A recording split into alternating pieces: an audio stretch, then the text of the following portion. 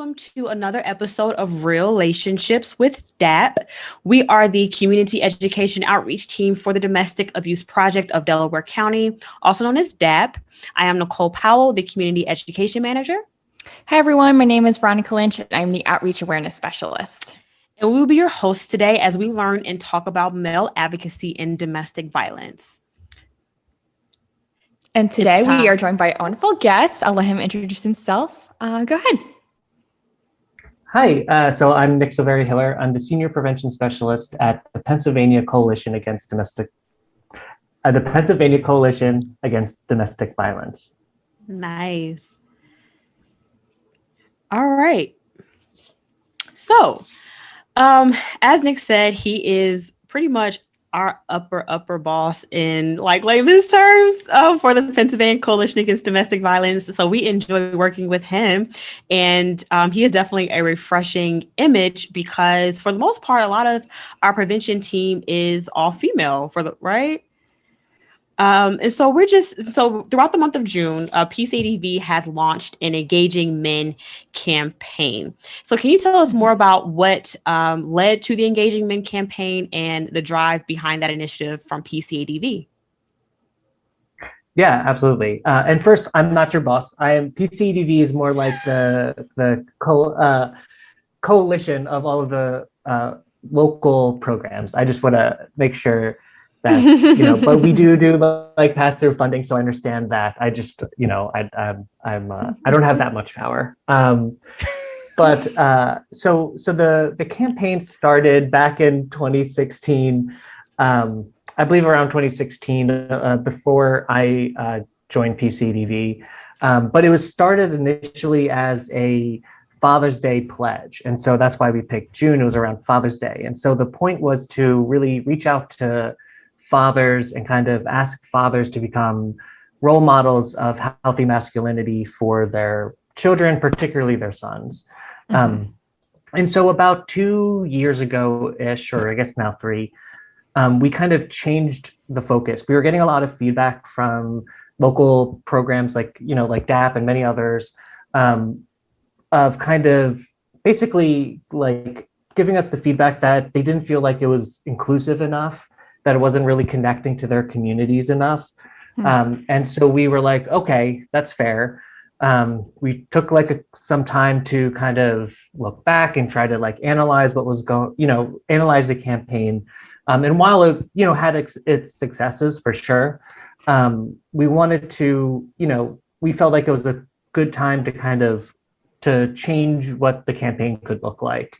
And so myself and our evaluation prevention specialist, Genevieve, we both drove all over the state in 2 days, doing different focus groups with men in the state. I think we did 3, one in Clarion County, one in Bucks County, and one in York County.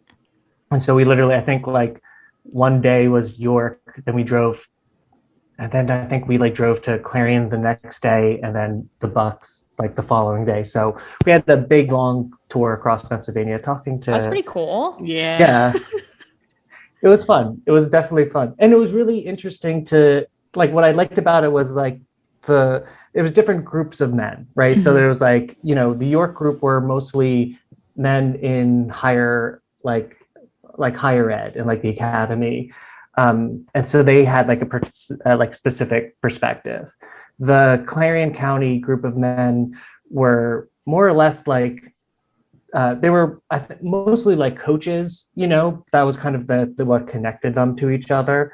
And then the other group in Bucks County was just a men's group kind of thing. And so it was good to have all these different perspectives. And so we basically just asked questions about just general questions of how do you relate to the movement? What do you think what do you think about when you hear the words domestic violence? What do you think about when you hear these words? And we're trying to kind of just get as much information of what folks think about, particularly what men think about when we talk about these issues. And then we kind of took that back to our whole team, to not just the prevention team, but our public affairs team, who also plays a huge role in this campaign. And just kind of had like multiple meetings of just looking through the like information.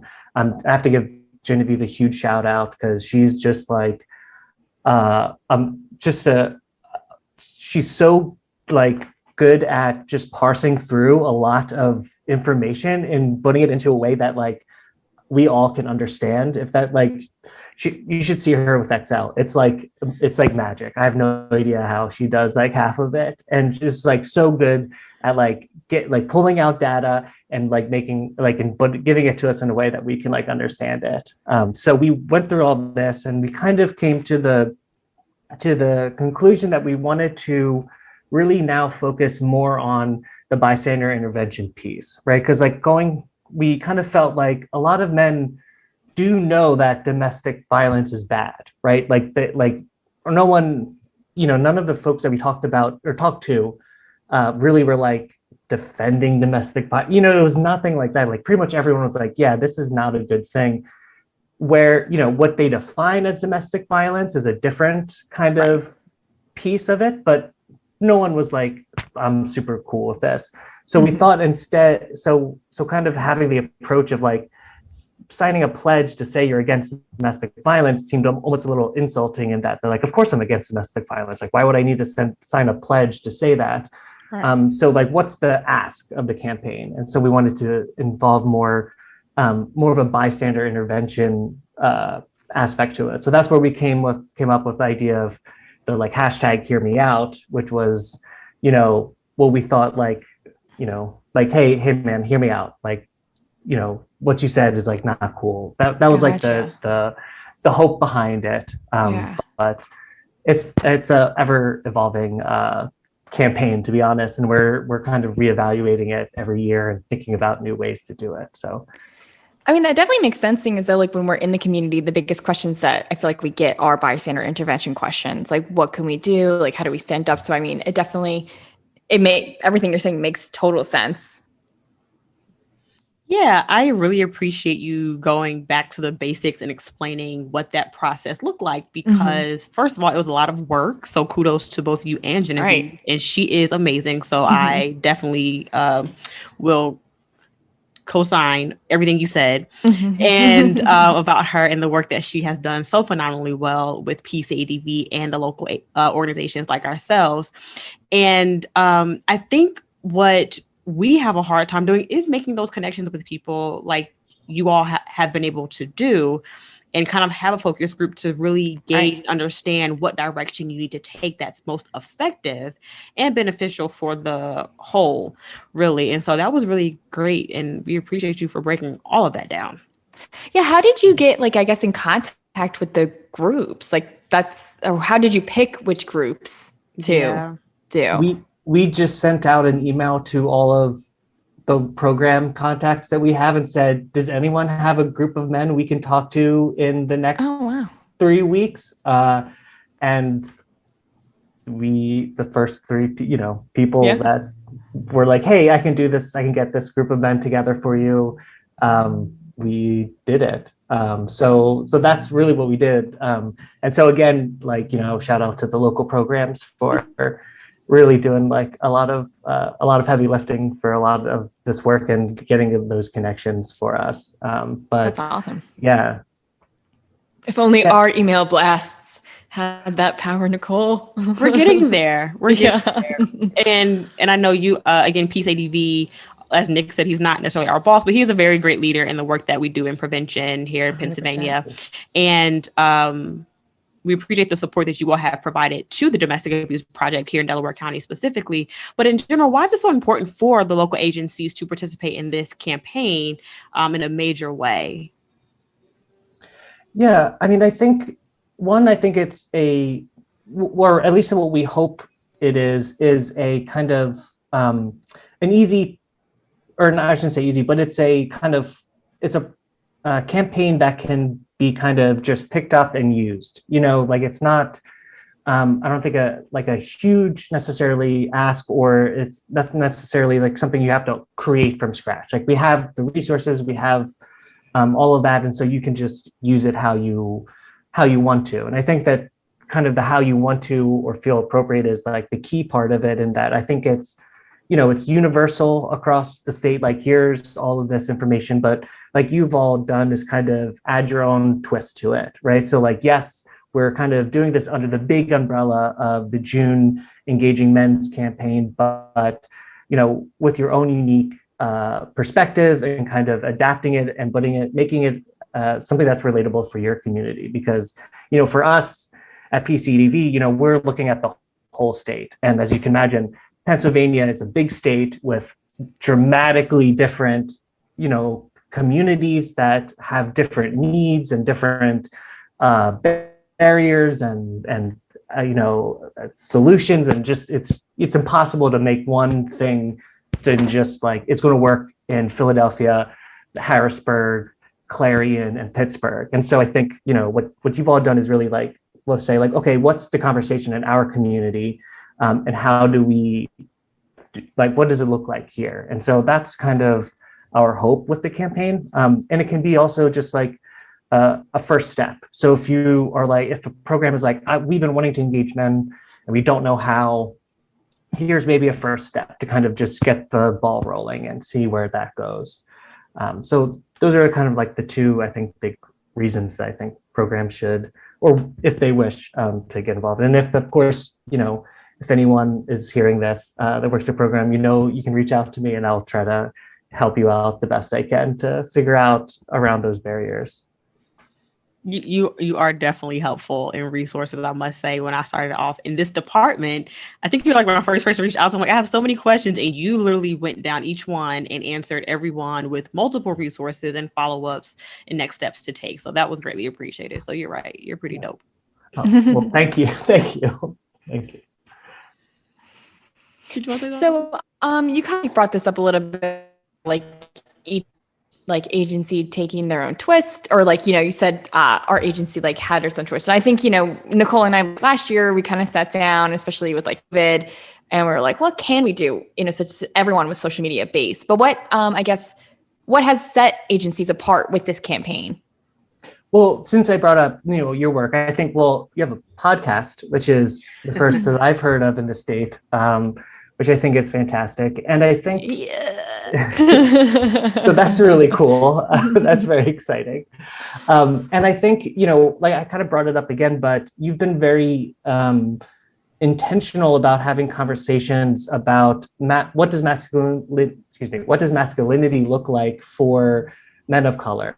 And that's going to be a different conversation than kind of a blanket kind of what's masculinity, that's right.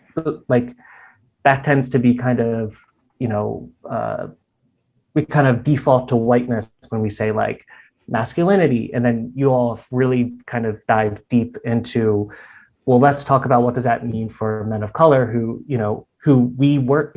represent our community, who are the folks in our community. And so I think that's a really good example of adapting it, and also talking to the community and really opening up a conversational space that can open up larger conversations. Yeah, and that was helpful because, like you said, you're on a statewide level for the entire state of Pennsylvania, and each state, I don't care where you go, is extremely diverse, focusing on so many communities. So even in Delaware County, though, I mean, I'll just pick one area for Delaware County. That's just Upper Darby. Upper Darby is the United Nations of Delaware County. And so we have a large immigrant population, a large population of African Americans, and also a large population of Caucasians too. So it's how do you connect to everyone? And last year during this time, again, this conversation focused on men of color, specifically because it was in the height of the Black Lives Matter movement. And so it was a special conversation to have, and how to feel supported and bridging all of those gaps. Because now we're talking about Black Lives Matter, and also supporting law enforcement, and how we connect the two, have a prosperous community of support, and ending the fight against domestic violence. And so that's very helpful, and we really appreciate the support that PCADV has lended to the Domestic Abuse Project to this point, because please know this podcast will not be here without your support. And Yeah, and for giving us a platform and not only the funds, but just the opportunities to have a platform, not only on social media, but even like on state leadership team, and also serving as a consultant for this year's Hear Me Out campaign. And we love the hashtag Hear Me Out here personally. Yeah. So, Um, can I ask you a question? So Oh, can you talk about how, like, I'm curious because I don't think we've had this conversation. You can edit this out if you want, but I'm also just interested to hear, like, how has it been? How has your community responded to the Hear Me Out campaign? Do you want to start, Nicole? you can. Well, it's, like, I mean, with social media too. I mean, I feel like we have to be honest with ourselves. Like, at domestic violence, Facebook doesn't really like and people aren't flocking to like follow us, but I feel like that was when we really noticed a lot of engagement, like this time last year. People were taking the time and genuinely enjoying the conversations that we were having with Facebook Lives. And it was really productive. People were asking questions throughout the time and really saying, like, thank you for sitting down, asking tips, like, how do they talk to their sons about dating? Like, what does it look different? And especially too, because we have to acknowledge our own shortcomings with this. Like, we're women. So it's like our ideas of what masculinity is totally different from someone who experiences it day to day. So, I mean, I think we get positive responses. I don't think anyone's been like, I think the only time someone understood something sort of negative is when we posted a gender unicorn on Facebook, and then people were like, what is this? And we were like, it's the gender unicorn. So that was the only time where we had to be like, listen. But other than that, I feel like we get nothing but like good feedback. Yeah, and in full transparency, like Veronica said, our social media actually gets the most responses as it relates to the work that we do with law enforcement. And so one of the goals we would want to really push forward as it relates to the Engaging Men campaign is having more law enforcement officers, which is, again, predominantly male, speak out against domestic violence in addition to receiving our law enforcement trainings, our lap trainings, and things along those lines. And those partnerships are redeveloping and becoming stronger. And so we're excited for that. And I think the more we engage law enforcement and advertise the work that we're doing together and those partnerships on our social media, it can only go up from there. Now, granted, our numbers in terms of reaching for the Engaging Men campaign versus our law enforcement posts are like not even comparable. But we do know if you like this, then you're also seeing the posts about engaging men. Now, whether or not you engage is one thing, but it's something that's kind of being planted in your mind as a seed to say, let me rethink what this looks like. Speaking of, Think Again by Adam Grant is a really great book. And I say that because that's the point. We're trying to rethink what healthy masculinity looks like. What is that? Like, why is there even a term called healthy masculinity, right? So at some point, we're assuming that's going to also die down in terms of that terminology and language, and it'll kind of shift to be more inclusive. And last year, we did a lot more conversations and had more of a presence, like Veronica said, of males of across the spectrum, men of color, queer men as well. And so it was very helpful to kind of get that perspective because, again, we are females and we know we have our perspective and our thoughts, but it is different from a male voice.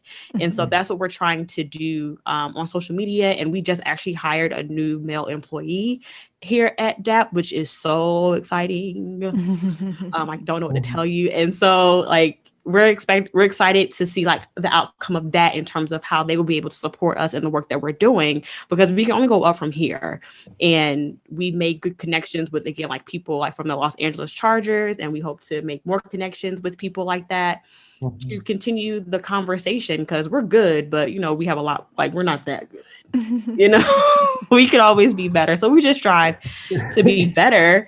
And hoping that the faces of the men that we have engaged really make a difference for people who are not just victimized by domestic violence, but also just impacted, because we also like to, again, change the message in terms of male survivors and victims of domestic violence as well, because that's pretty common, because we have male friends who we do know are in toxic relationships. Right.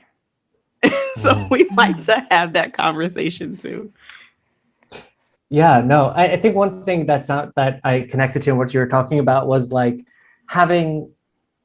it sounded like, you're kind of like saying like, we want to have a conversation about masculinity and there's like multiple versions of that, like multiple versions of masculinities. Like there's like a bunch of them out there, and trying to like, I think that's a part of our difficulty in this whole work of engaging men, is that like there is no one, like, it's not like a level in a video game. Like if you do this enough, you achieve healthy masculinity. Like there's like multiple healthy masculinities, and we're trying to get healthier masculinities, because like I can I can read all the books, I can do all of the workshops, I can attend all of the trainings, and like I'm still going to like have some things that I need to unlearn and work on. Right. And so just like and I think that's kind of maybe I'm branching out too big, but like I do think that that's like a big part of like trying to do this work, is like thinking about all the possible ways of masculinity being healthy, and then saying like, here's some options for folks. And that's like that might have been a little bit of a tangent, sorry. I think that that's kind of on that point. Yeah, because I remember when we did the Facebook Live with you and Joe and Lauren, is that correct? Yes. And Joe said something really cool that I was like, that's so like, duh. He said, I think that all things have a spectrum. And so that's where I think that also aligned to as well. So no, I think that's perfect. Sorry, Veronica. Right. Like we can't, and we even say this when we're talking about like domestic violence and like serving our, clients, and we can't have like this like Band-Aid approach where it's like, okay, here are the things that you do and this will work for everyone and it fixes it. Because again, like we all come from different backgrounds. So we have different ideas of like what it is to be in a relationship, to be part of a family, and to like have your friends. So we can't just expect that we say like, hey, you can cry.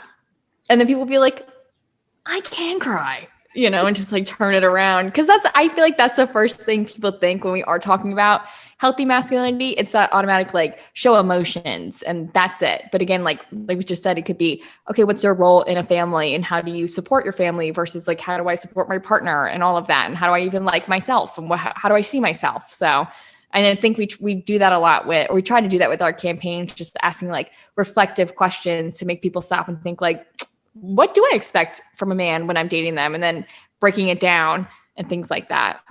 So yeah, but it's cool. It's fun to talk about all those different things and see like what we all, view of it. And because we all Nicole and I come from like very different backgrounds. So even when we're doing this work, we're like, oh snap. Okay, cool. And then we try and like use that in it. But yeah. So I guess that kind of leads into the next question. Like what are some of like the good things, like the successes of the campaign versus what challenges have you found? Yeah, I think kind of to at least continue that conversation of like the challenges, and then maybe we go to success, because there are definitely successes. I don't mean to, right. But I think some of the challenges has been, trying to, like you said, like I was kind of just talking about, of like trying to synthesize all the possibilities of masculinity and really honing in on like, who am I speaking to when we're doing this campaign? Because, bystander intervention is going to look very different for a lot of different folks in different situations.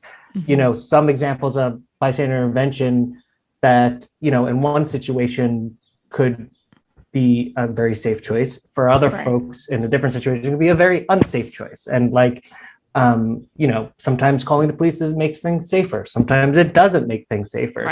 Calling the bouncer at a club over will make things safer. Sometimes it won't make things safer. Stepping in yourself can help or it can hurt, and so we can't have like a one size fits all kind of approach to it. And so that's been a challenge. What I think has been successful though is one aspect of the campaign has been the Excellence in Men's Leadership Award, which I think that started from the very beginning, if not within like the first 2 years of the Father's Day campaign. And that has been, so basically what it is we split the state into 3 regions. Now there's 4 regions, and each region nominates someone who identifies as a man who has, has gone above and beyond to fight against, or shouldn't even, but just has gone above and beyond to model healthy masculinities or some sort of like positive contribution to the community. And so a part of that has been like they get honored at like the local baseball games. So we have like had folks like honored at the Pirates, the Senators in Harrisburg, and then the Phillies. And so that's been a great way to just kind of highlight local men. And what I like about that particularly is that it's, you know, the men that get highlighted are really men who are just, they don't get money. Like it's not their job to do this work. Like they are just men who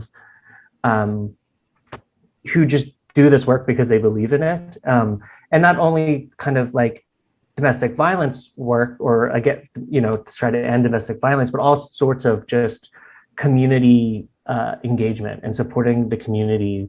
And so I think that that's been a really big success of all of these campaigns, is really highlighting those men and kind of providing models of healthy masculinities. Because I think that that's an important piece of, you know, of just showing a model of what it could be. Yeah. That's awesome.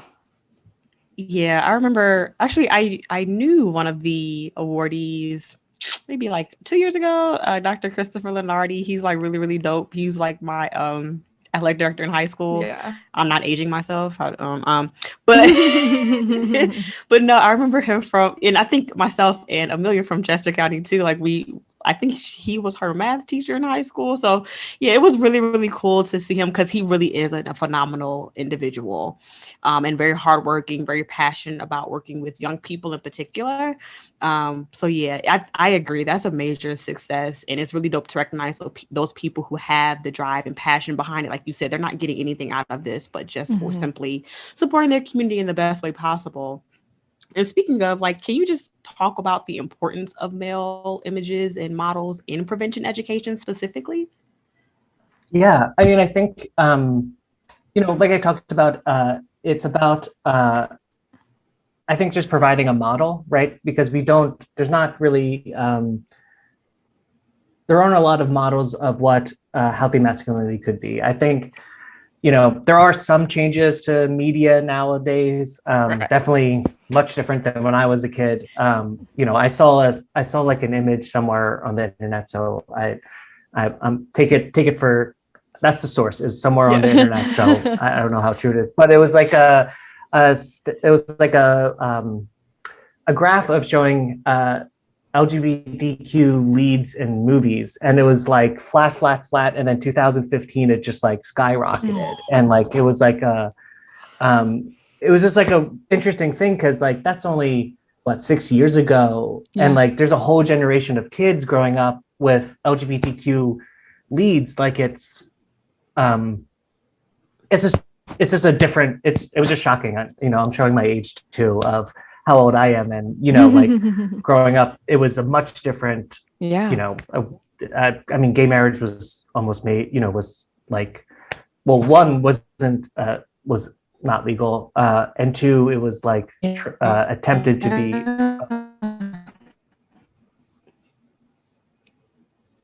Oh, sorry. I think you were breaking up, Veronica. No. Can you see me? So, yeah. Yeah. So it's just a different culture thing, or pop culture landscape. But still, there isn't a whole lot, as you know, images of healthier masculinity. So I think the modeling piece is important. I also think it's important to meet folks where they are. So and not just where they are and kind of their thoughts on sexism or domestic violence or anything like that, but just like physically where they are, meet them where they are. Like I think, since Nicole and Joe were both on that PCDV interview, you can check out at our Facebook at PCDV.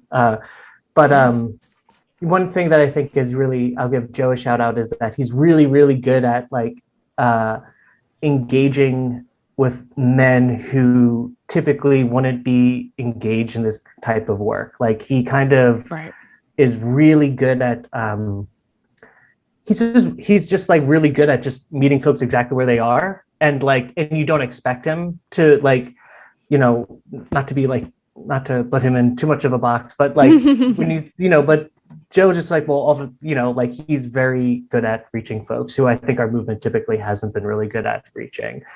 So that gets me, I think that's really exciting. I think I kind of got lost a little bit there, but No. definitely. Okay. I think everything, I mean, we love talking about pulp culture thing. We'll do it till we're blue in the face. Like we love talking about how things look. That was actually something we did last year too, with our Facebook Lives. We had a whole month of TV shows and like toxic relationships and healthy relationships in TV shows. Like we did Pretty Little Liars, we did 13 Reasons Why. So like and because I can even agree, because I think, I mean, I'll age myself. Well, now I graduated high school in 2015, and even then, like the things that we saw were like, like I remember my sister loves like Buffy the Vampire Slayer, and she loves it because like the two, like you have actual lesbians in that show, and then from there, like it's totally. And then she watched that and the L Word. So if I wanted to watch TV with my sister, those were the things that she was watching.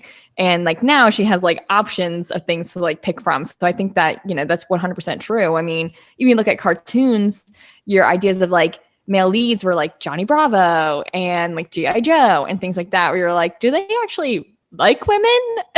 Like, do they like respect? Johnny Bravo's whole thing is that he's horrible to women. So that was the thing that we were supposed to laugh at, so I just think that's so true. But now, kids are watching like SpongeBob, and there was a whole thing about SpongeBob. People thought he was like too gay, and you're like, it's a sponge. So don't worry about it.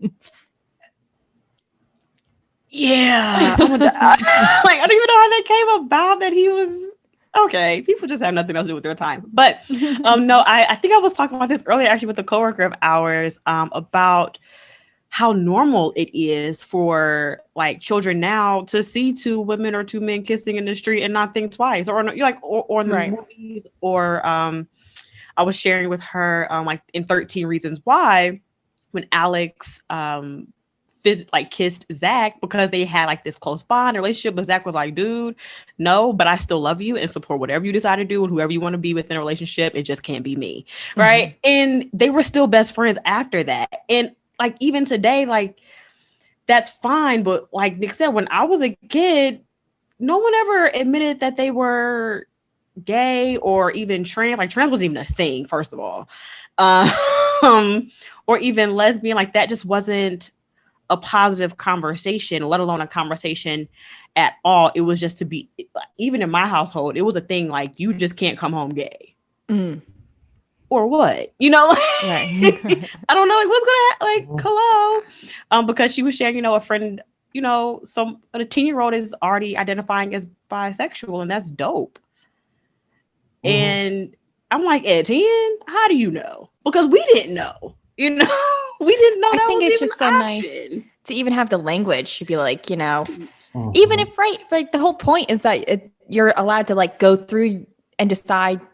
Right. Even if we change our minds later on, like whatever, at least we have that choice that like, this is what I can say, and like feel comfortable even saying that and having that chance to explore and figure out where we're going. Cause that is so different. I mean, like I went to art school, and the whole thing, like the joke about the school I went to is that it was the gay school and that everyone who went there was gay. And I was like, okay. And what about it? We're still singing in the hallways. So I don't really mind too much, but that was like, people thought that was like the joke about our school. But yeah, now like, I love that kids. I mean, when I do my groups and everything, and then kids will come out in the group, I'm like, yes, we'll keep this up. It's like being bisexual middle school is trending.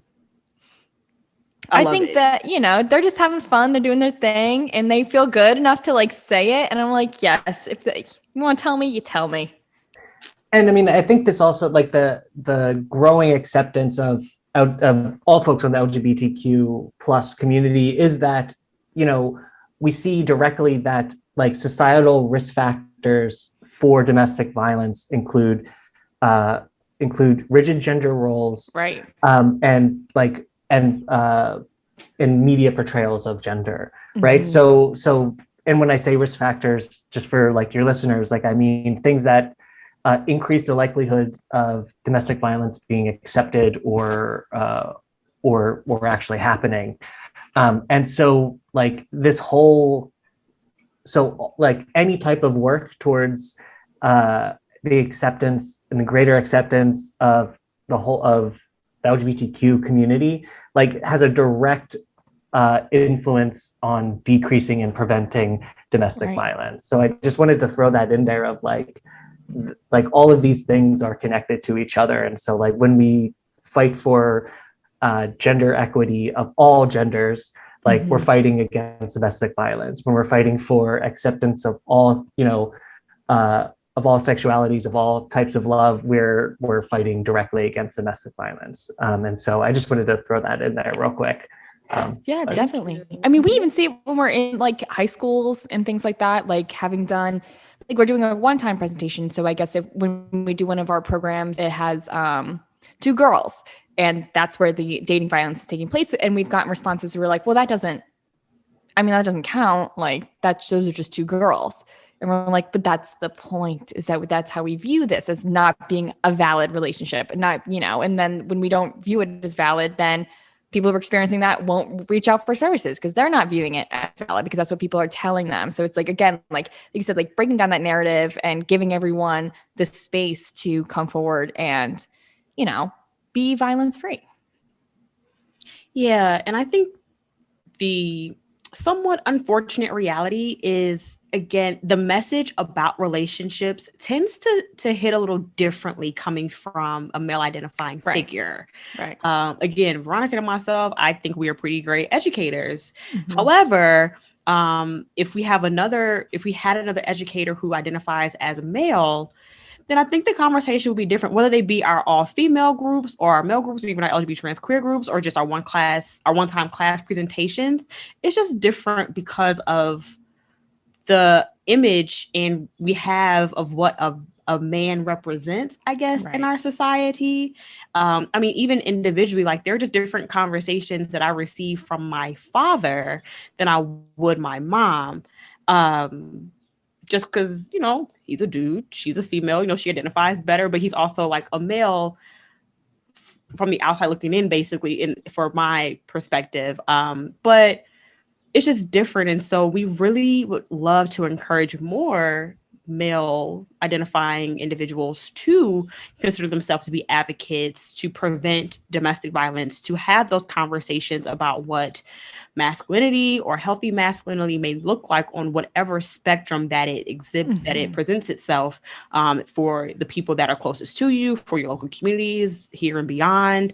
And one of those things that Peace ADV has allowed a lot of our local agencies to participate in is the Coaching Boys into Men curriculum. And being inclusive, Futures Without Violence is also establishing a female component to that. However, like Nick said, we have to reach people where they are. And in order to reach engaging men and boys, we engage men and boys. And I guess the best circle we know how in our society is through sports. So, Nick, do you want to talk more about the Engaging Men campaign, and how successful that's been over the past few years? Yeah, so I have to give a shout out to Denise Scotland, who has been really the leader at PCDV and kind of working with local programs to do Coaching Boys into Men through pass-through funding. And that's been going on. I think I've been at PCDV for over 4 years now. So Denise started that before I think joined. So I just have to give her that shout out before I go. And Coaching Boys into Men is a program where it's basically you train coaches to have the conversation with their athletes about healthy masculinity, healthy relationships, all of that. And I think it's happening all across the state. And I think that it's a really important program. For one of the many reasons that it's important is because, like you said, it's reaching men where they are, right? Like men are in sports. I mean, all types of folks are in sports, but a lot of men are in sports, right? And there's a group of men who are, together at the same time in the same space, who are working together as a team. That's a perfect place to get a group of men and talk to them, particularly when it's coming from a coach, right? And the relationship between the coach and the athlete is a really strong, can be a very strong relationship. And so I think it's really kind of intervenes in this perfect place where young men can have these conversations with, with an older man who they look to with respect and trust. And so it's not just an outsider kind of coming in, like, even though I can, I come in with my male privilege and kind of my like, that I'm still an outsider when I come in to like talk to a group of men. But when the coach is the one, right, the one who's like, you're saying, I'm going to go out in this field or wherever, and if you're playing football, possibly get beat up, like I'm doing all of this work for you. Like, you have to trust that person. And so having them have that conversation, like, I think is a really, really powerful one. And I can say that I actually, I don't think I can say. So there might be Denise may be having I don't think it's been officially announced yet. So there might be something else I can say later, but okay. Gotcha. Yeah, we know it's in the works, so we're just looking forward to it when it happens. Yeah, I mean, as a former athlete, like, my coaches were sometimes like my best friends. If I didn't feel comfortable talking to my parents, I talked to them. And to this day, like, they're very instrumental figures in my life. And like you said, I think that's really pivotal to have those individuals specifically spearhead that conversation. Veronica, what are your thoughts about coaching boys into men? 'Cause I know you have them. Well, I mean, I think it's a great program. Like, and like you said, when you like walk into a room with like coaches and their athletes, you can like tell that there's like respect and like love there, and as much as they don't want to say that, that's what I'll say. And I mean, but it's also really challenging, like coming in and like pitching this idea to coaches, especially when you're like asking them to take time out of their, practice to have conversations that, we have to kind of convince them that are relevant.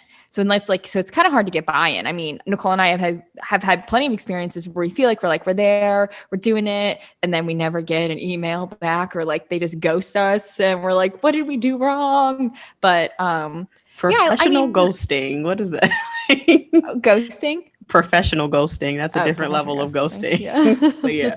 I think it's more hurtful than like dating ghosting. At this point, I'm like, because I know you have your email. Like, I know you see it every day. It's part of your job. So at this point, you're being deliberate with ignoring me, like text or whatever. But like this, I know is like, you're calling me out here. But yeah, I mean, it's also hard too, because they'll just straight up ask, like when Nicole and I go to school, so like, yeah, have you guys played sports? I'm like, no. I did. I'm like, I haven't. I can't even lie to you. I mean, but it is really fun because I love working with kids, and so I wish that was something that I could be a part of more, and like working with the coaches and seeing that impact, because I know it's there and I know it's like such a like strong group to work with.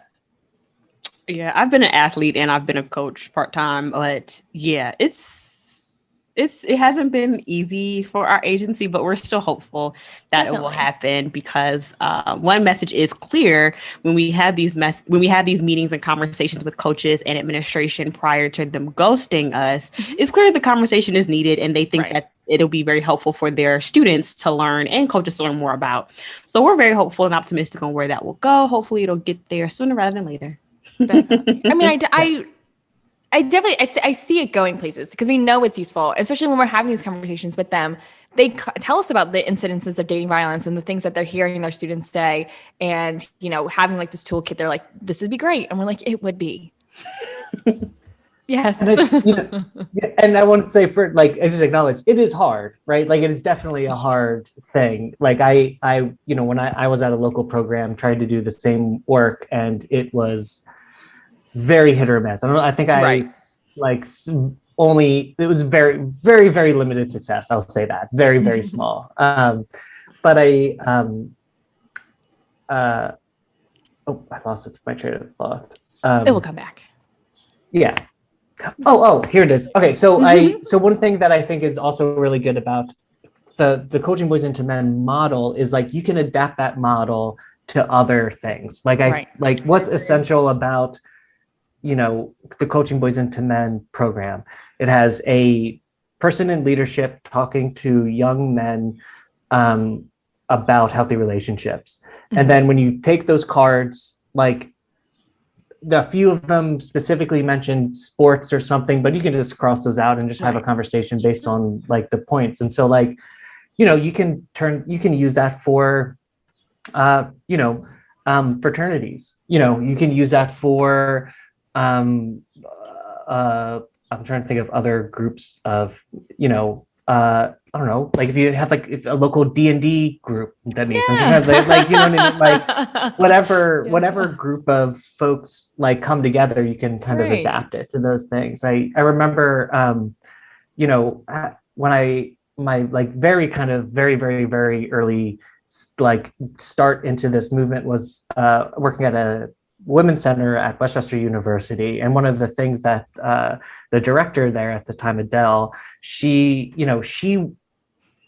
really was focusing on the fraternities. And like in my head I was like, oh, because the fraternities are so bad, like you got to focus on them. And like and I was being young and naive of like because like one of the fraternities was the strongest partner to the women's center, like by far. And when I talked to her about it one time and I said something like, yeah, that's why we're doing all the fraternity stuff, and she's like, what? No, it's actually because there's a group of men that they have like a power structure that is like, hey, if you want to be a part of the fraternity, you need to go to this workshop. And so that's why we keep getting 30, 40, 50 men at these workshops, because if we didn't have that enforcement, then no one would be showing up. Who's coming to this on their free time? So like, I just wanted to throw that out there of kind of like thinking about like when we're engaging men, like finding those kind of networks, those institutions where there are a group of men, and and working with them as partners, not like they're the enemy, and using these kind of similar elements from like Coaching Boys and Men. You can kind of sprinkle that throughout a lot of other things. I think that's a great point. Yeah, those are like fraternities, specifically Black Greek letter fraternities, are one of the ones that I strongly encourage all local agencies to partner with, because literally their missions are brotherhood and service. Like they have to do community service. It's a part of who they are. They do not exist without community service, especially engaging young men and boys. And if you work with them, it's their initiative. They have the people, they have the turnout, especially on a college campus. Like they have to do it because contrary to popular belief, pledging is just the beginning phase of getting into Greek life. The real work starts when you get into the sorority or fraternity. Trust me, I know. Yeah. It's a lot of work. And you want to put on a good face and opportunity and image for the organization as a whole, for yourself as an individual to do the work, but ultimately you want to, really have a strong impact in terms of community service. And that's really where that stems from. So thank you for mentioning that, because that's literally what the fraternity is for, service. And I don't think people realize that part. No, I think, when you mentioning that, I'm like, and then also D&D, I was like, I would have never thought about that for this. Well, Joe from Chester County, he brought up to me, he was on a national call, and someone from California during the pandemic brought up that like how they were adapting Coaching Boys and Men when there were no sports going on. And so so the person in California made a Minecraft server where like they would get a bunch, like the sports teams would just play Minecraft for like half hour and then go into like a classroom. I wish I could specifically shout out who did this, but I know it's someone from the California coalition, or maybe not coalition, but someone in California. I'm so sorry if they listen to this, but they were using Minecraft, and like they said, like apparently like they were like playing, and then they're like, all right guys, it's time for like the lesson part, and they were like, okay, but we have to build a school, right, because it's a lesson. And so they're like, okay, so they built like a school on the server, and so like after like half hour of playing, they know like it's time to go over to the school, they have the lesson, and then they like go back to just like playing Minecraft, like however. And so I think there's like I think there's many different ways we can like do this. And I think like if we've learned anything from this past more than year, it's that like thinking outside the box is going to be like how we can move this forward. And so I think, I don't know, I just say that to encourage every idea that you think is like won't work, try it, Right. and then you know it won't or it will. You know, Yeah. like I think I just want to give that like encouragement of every crazy idea or like any idea that's doesn't seem traditional, go for it. That's so creative. Wow. We were like TikTok? Like that's what kids do. Instagram? Wow. That's amazing. I wouldn't even know where to start with something like that. That is such a cool idea. And it's also so cool to hear what everyone else is doing too. So you're like, oh wow, like, yeah, so why would you limit yourself when there are these options? And like if it can help kids and it can help like, end this, and like what does it hurt? And I think too, like, what are your strengths as a preventionist? Like, what are the connections that you already know? So like, I'm assuming this person was already a big gamer. And so so that was a real easy setup for them. Just be like, oh, I can set up a server. I already have like the whole setup. That's not a problem. Joe in Chester County he was an athlete. So he knows all the athletes, Right. Like in the coaches and all of that stuff. Or like, you may, like I said, like be into D&D. I don't know why I keep bringing up D&D. I was on TikTok lately has just assumed that I'm a D&D player because I'm a nerd and many other things. And so they just keep telling, like, my For You page is just like all this D&D stuff. But like, if you do, I was in a pinball league before the pandemic in Harrisburg. Like, so maybe like, just thinking like, yeah. That's so cool. I was shocked, but I'm so not shocked. I love Nick's interest in like pinball machines. It's so dope. What? I didn't even know there's such a thing.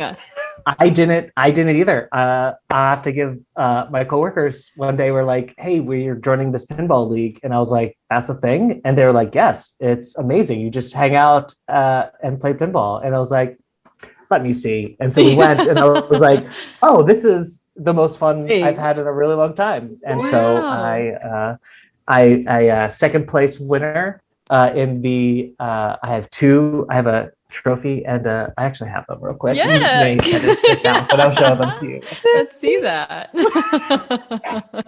Veronica, I feel like we're so lame in comparison. Like, who does a pinball? We're just gonna do that. Here we are just sending TikToks to each other, and we're like, ha ha ha ha. Look at this. Second place in Division C. Wow. That happened literally 2 days before shutdown happened. There you go. That happened the Thursday before like everything shut down. And then this is my third place. Can you see it? That is so cool. I love that. Yeah. How to still be awesome and get medals and awards in adulthood.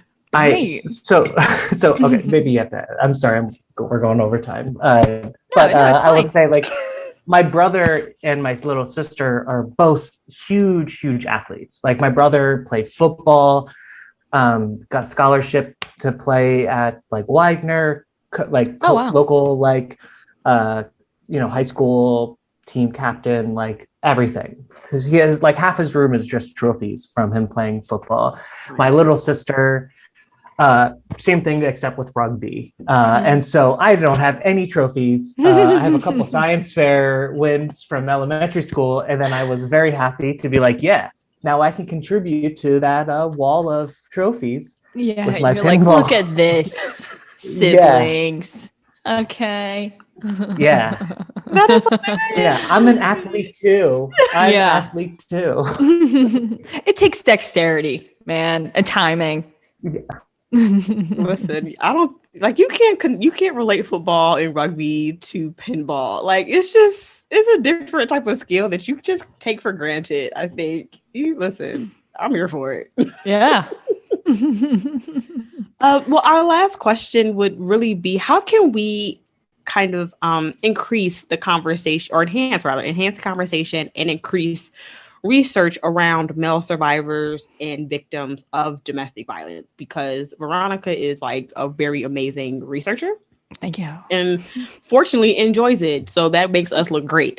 And so in that, we don't have, like, amongst other things, we don't have a lot of content around the male experience in domestic violence. So what can we as a state organization or even a local organization do to kind of push that forward a little bit or a lot of it?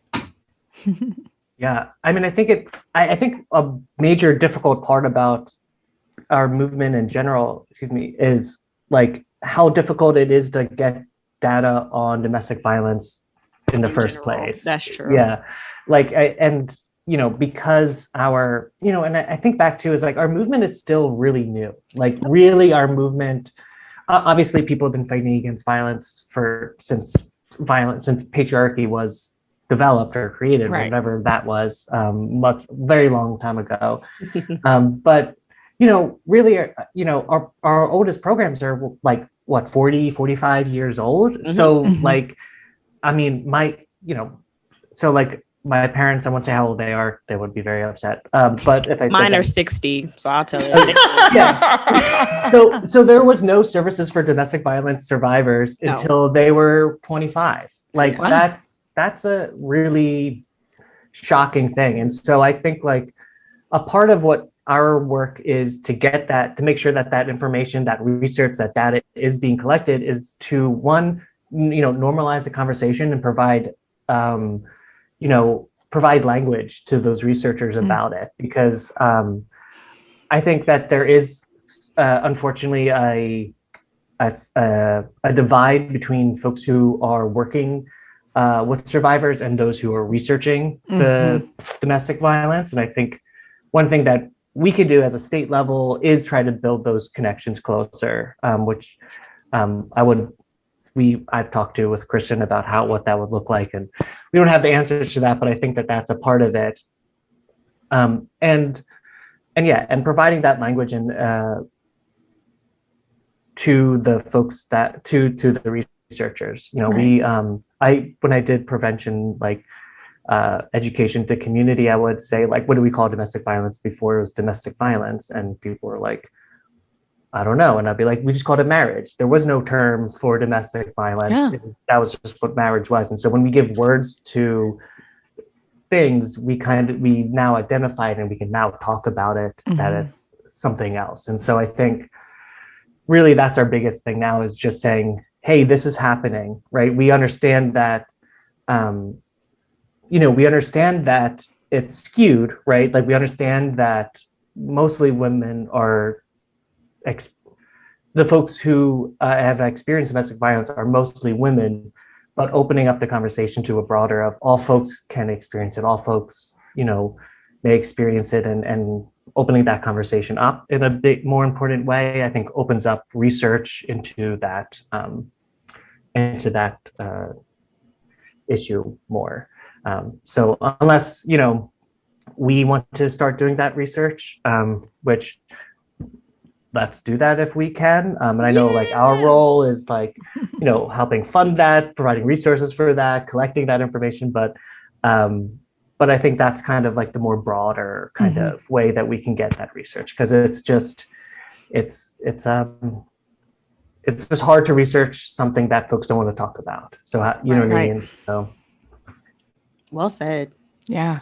I mean, even think about like all the terms that we use, like in our field itself, like we use domestic violence, dating violence, intimate partner violence, like all of that. So when we are throwing it out there and people are like, okay, whatever. And then we're like, power and control wheel. And they're like, okay, that just sounds like fun. Like people are like, you say things and people are like, but that's what I want from a person. And we're like, okay, so square one, so it's like hard to even think about what that looks like.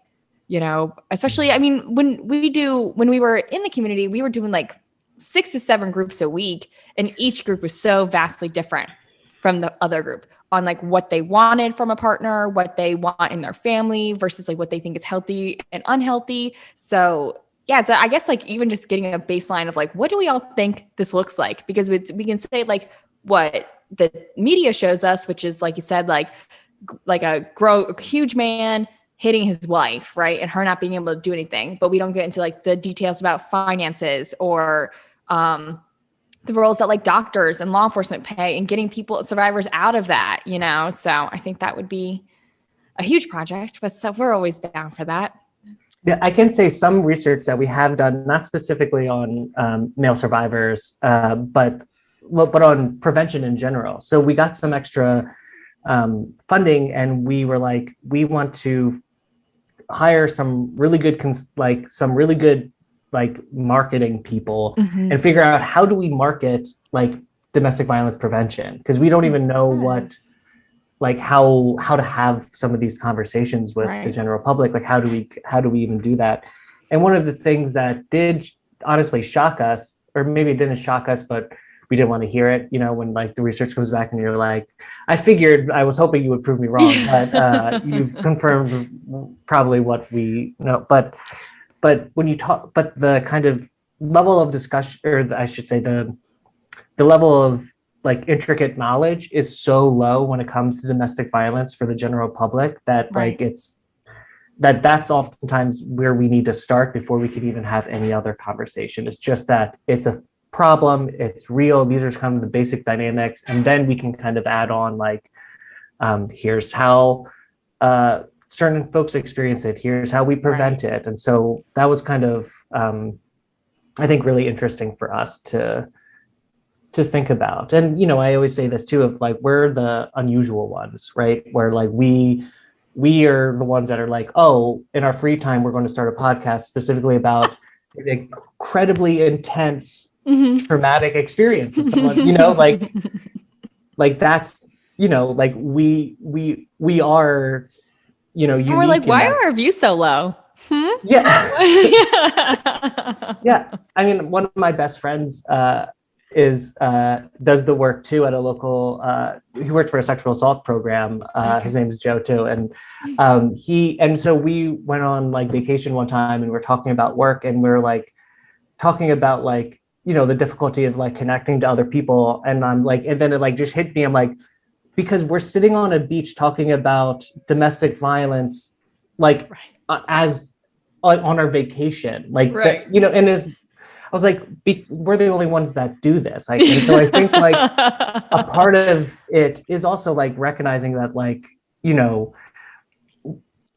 like how, like, we need to sometimes start from square one, because like this is just, this is our world, and it's a world that, that folks experience. Like, I'm not sure, you know what I mean? But it's also, and folks in our movement have that, but it's also like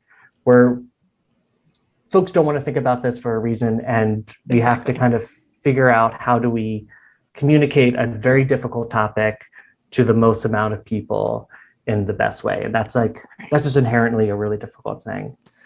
Well, I would technically argue the fact that other people probably are having this conversation on their vacation. They just don't know that they're having the conversation on their vacation. Yeah. So they're talking about the toxicity we know and identify as domestic violence, but they don't identify it as domestic violence, because a little bit of transparency. So I have a friend, and they have a friend, and their friend is in a toxic relationship. And so like something happened, and I'm like, I bet you they're not in a healthy relationship. They're like, really? I'm like, it just might be my work. But I know that you said before that they're toxic.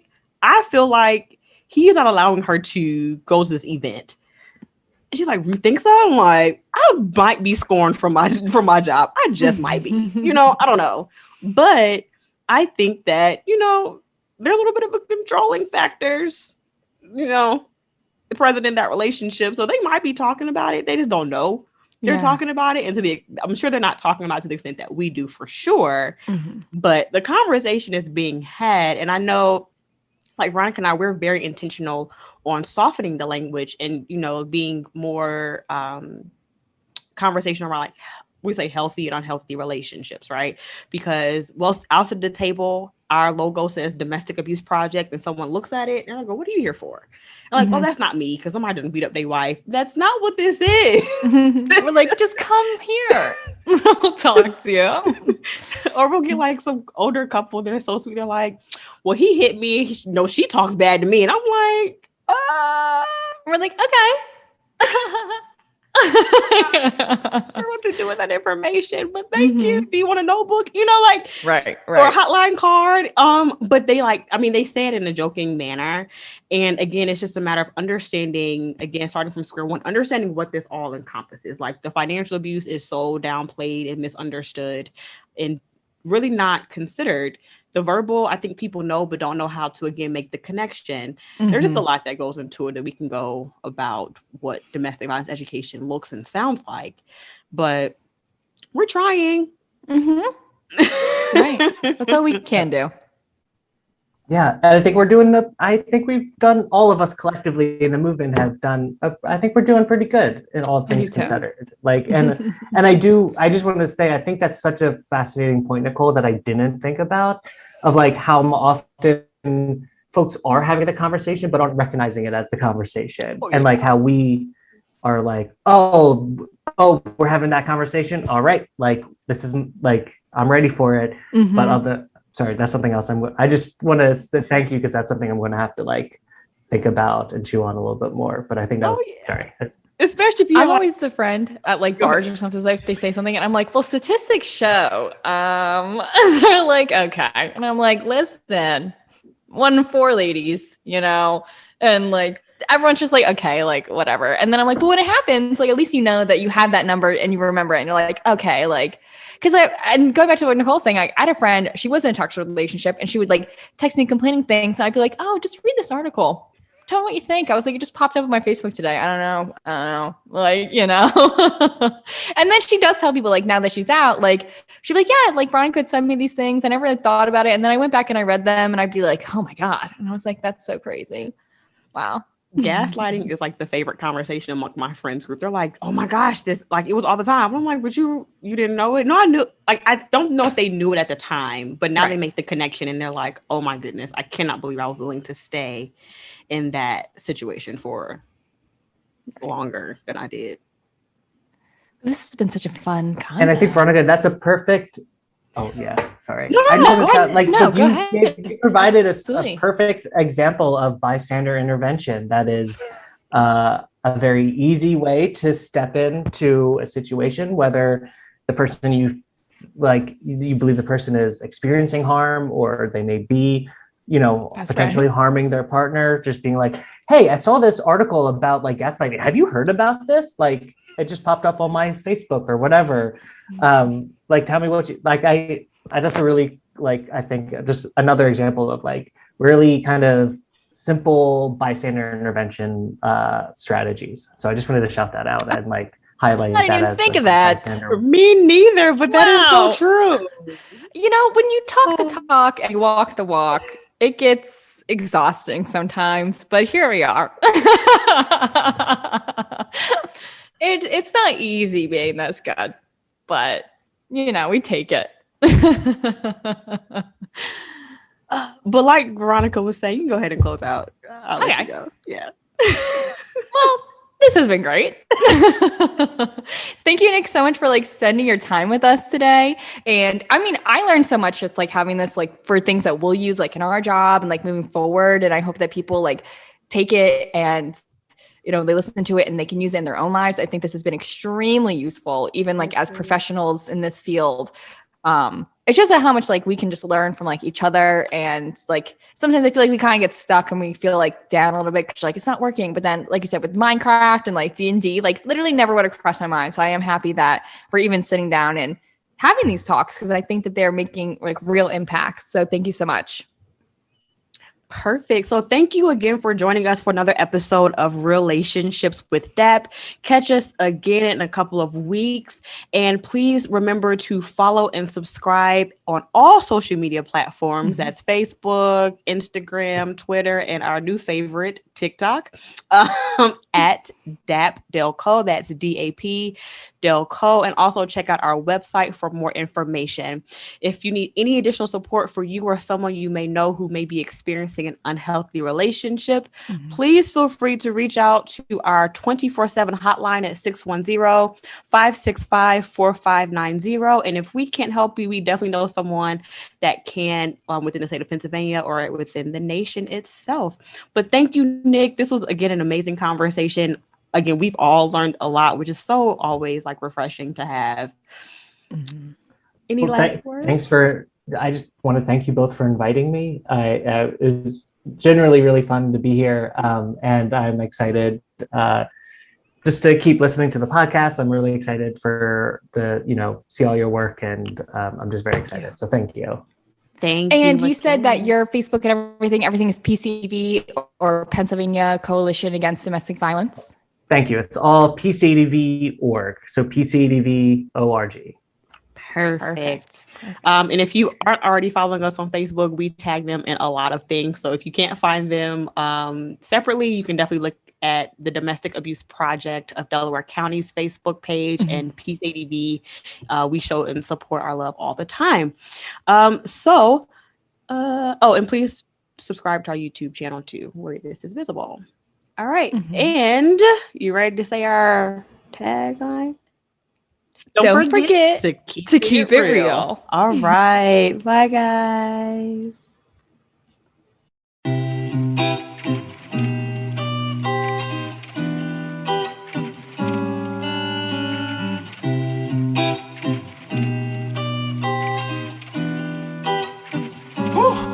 Yeah.